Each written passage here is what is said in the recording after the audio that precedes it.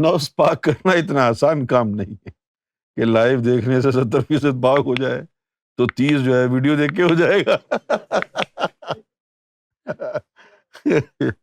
نفس کو پاک کرنا اتنا آسان کام نہیں ہے، لیکن ہاں یہ بات ہے کہ اگر یہ آپ روحانیت کے درس سنتے رہیں، خاص طور پر روحانیت کے درس ایسے شخص سے سنیں کہ جو کسی روحانی مقام پر فائز ہو، تو اس کے سننے سے نور سینے میں آتا ہے۔ سب کو سننے سے نہیں آتا۔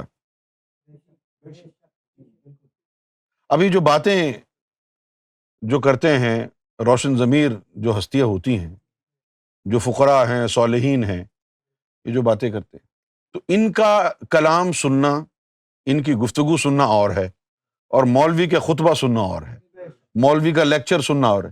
مولوی کے لیکچر سننے سے کچھ نہیں ملے گا آپ کو سوائے علم کے، لیکن کسی ولی کی گفتگو سننے سے علم اور عرفان یعنی فیض دونوں ملتے ہیں۔ جو مجذوب ہوتے ہیں، سرکار گوھر شاہی نے فرمایا کہ ان کے ڈنڈے اور ان کی گالیوں سے فیض ہو جاتا ہے۔ ان کے ڈنڈے گالیوں سے فیض ہو جاتا ہے، اور جو محبوب ہو جاتے ہیں تو ان کی باتوں سے فیض ہوتا ہے۔ وہ باتیں کرتے ہیں، آپ سنتے رہیں، ان کی باتوں سے نور نکل کے آپ کے سینے میں جاتا رہے گا۔ سمجھ گئے آپ؟ اچھا، اب یہ گالیوں سے فیض کیسے ہوتا ہے اور باتوں سے فیض کیسے ہوتا ہے، یہ میں آپ کو سمجھاتا ہوں۔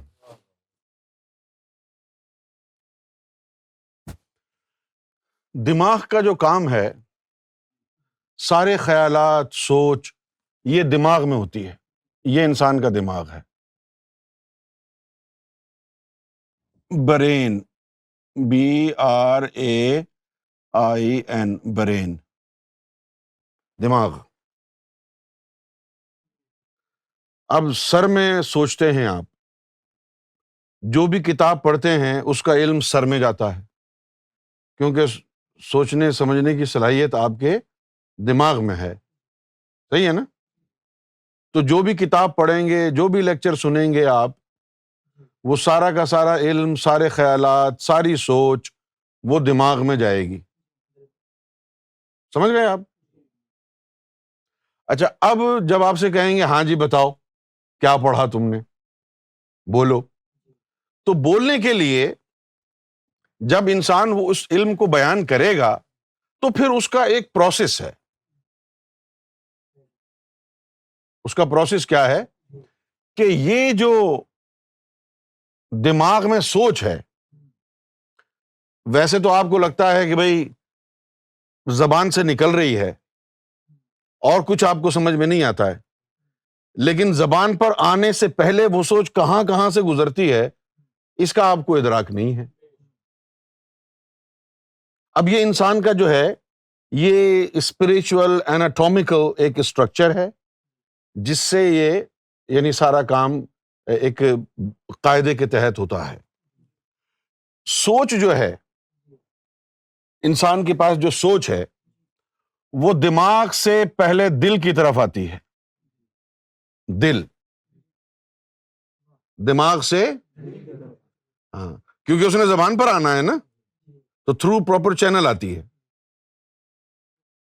سمجھ گئے آپ؟ جس طرح آپ نے تیسری منزل پہ جانا ہے تو پہلی منزل کی سیڑھیوں پہ کیوں چڑھ رہے ہیں آپ؟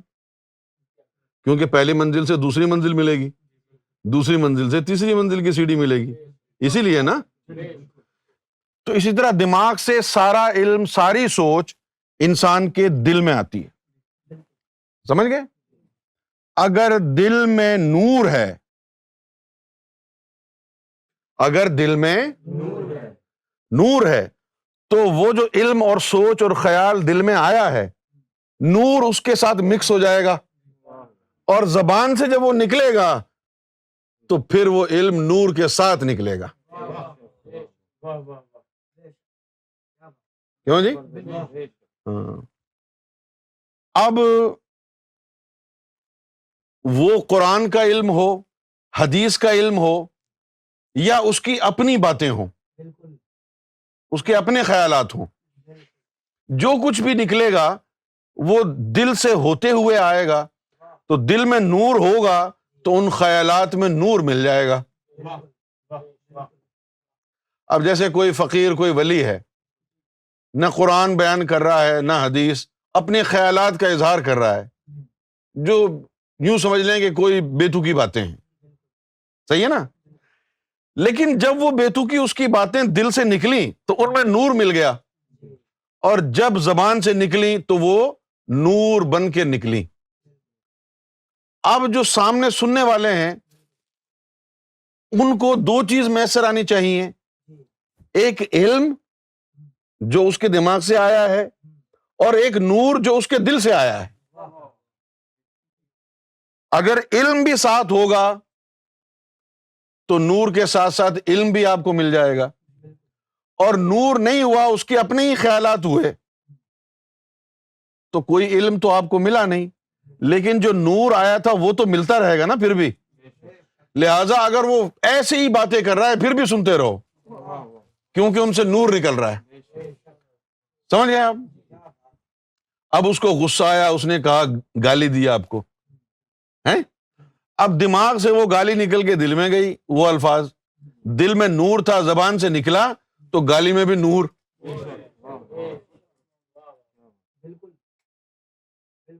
گالی میں بھی نور آ گیا نا. تو گالیوں سے بھی نور آ گیا. اس طرح مجذوب کی باتوں جو ہوتی ہیں ان سے لوگوں کو فیض ہوتا ہے، وہ گالی بھی دیتا ہے تو ان کو فیض ہوتا ہے. تو یہ تو ہو گیا نورانی لوگوں کا کے بولنے کا اثر. اور جن کے دلوں میں نور نہیں ہوتا، شیطان ہوتا ہے، نار ہوتی ہے، فسق و فجور ہوتا ہے، تو وہ قرآن مجید کا بھی اگر عالم ہو تو وہ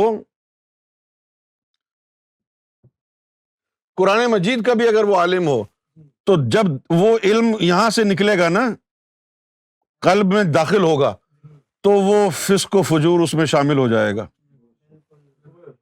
فسق و فجور اس علم میں شامل ہوگا اور زبان تک پہنچے گا تو وہ فتنہ بن جائے گا. اس لیے حضور نے فرمایا تھا کہ علماء من صدری، کہ عالم وہ ہوں گے جن کو میرے سینے سے فیض ہوگا. آج کے لیے جو مولوی جو گھوم پھر رہے ہیں ادھر ادھر اور یہ جو قرآن اور حدیث تم کو سنا رہے ہیں، ان کی قرآن اور حدیث بھی نہ سنو، کیونکہ وہ ان کا قرآن و حدیث جو ہے جب ان کے دماغ سے ان کے دل میں گیا تھا نا تو وہیں فسق و فجور کا شکار ہو گیا تھا. اب تو فتنہ کریں گے، اسی سے فرقہ واریت بنی. جب یہ عالم جو تھے انہوں نے مدرسوں میں قرآن و حدیث پڑھا، 12 سال درس نظامی کیا، سارا علم پڑھ لیا، پھر مسجدوں میں آئے، نمازیں پڑھائیں، قرآن پڑھایا، خطبے دیے، تو جب وہ علم ان کے دلوں سے گزرا وہاں فسق و فجور تھا نا، فسق و فجور میں مکس ہو کے وہ علم زبان پہ جب آیا تو فتنہ بن گیا. کسی کے فتنے سے وہابیت بن گئی، کسی نے دیوبندی فرقہ بنا دیا، کسی نے شیعہ بنا دیا، کسی نے بریلوی، کسی نے سنی بنا دیا، کسی نے اہل حدیث بنا دیا. سارا سسٹم یہ ہے، دماغ سے ڈائریکٹ زبان پر علم نہیں آتا ہے، دماغ سے دل پہ، دل سے سری پہ، سری سے اخفا پہ، اخفا سے زبان پہ، اور پھر زبان سے جو نکلتا ہے وہ چیز نکلتی ہے جو دل میں شامل ہوئی ہے. دل میں فسق و فجور تھا تو زبان سے فتنہ بنے گی وہ بات، دل میں اگر نور تھا تو وہ نور نکل کے بات جائے گی. اچھا، اب آپ بات سن رہے ہیں ایک ایسے انسان کی جس کا باطن منور ہے. اب وہ جو بھی بولے ایک چیز کی گارنٹی ہے کہ نور نکلے گا. اگر وہ صحیح کلام بھی نہیں کر رہا نا پھر بھی جو الفاظ نکل رہے ہیں اس سے نور ہے، تمہارے لیے فیض ہے.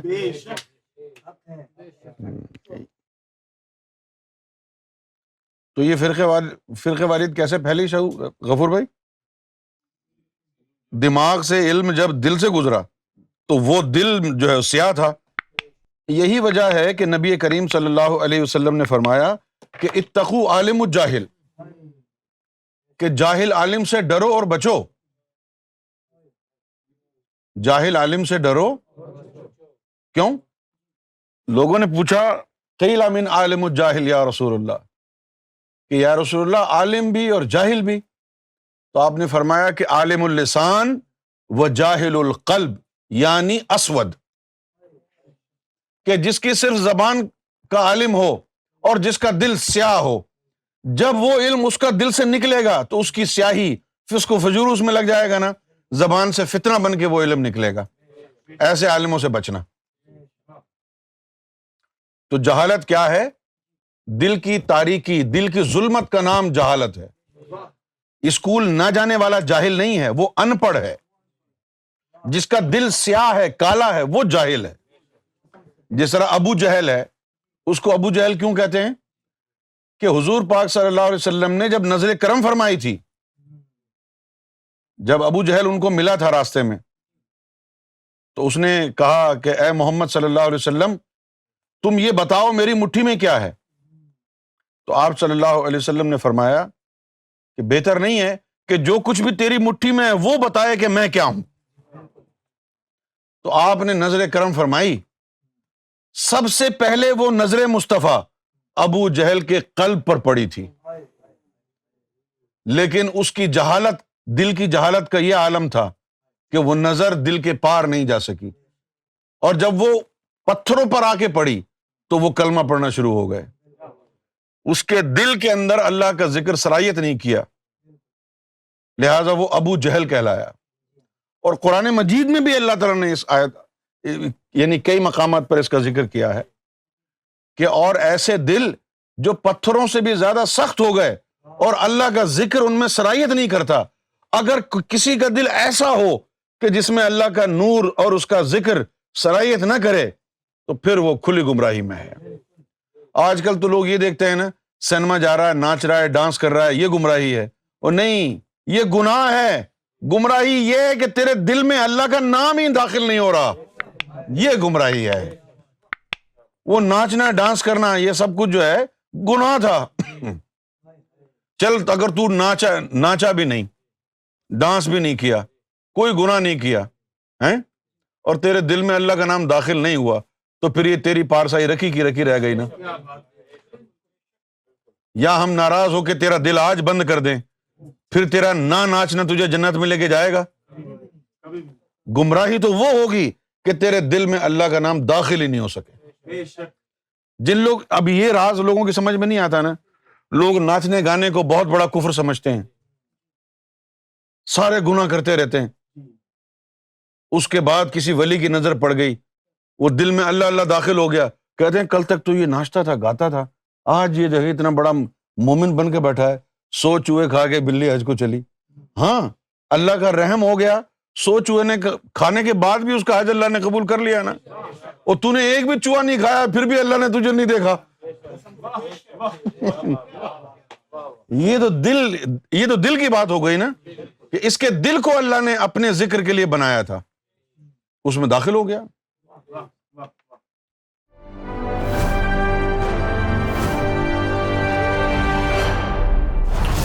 TV, bringing light, love, and peace in your life.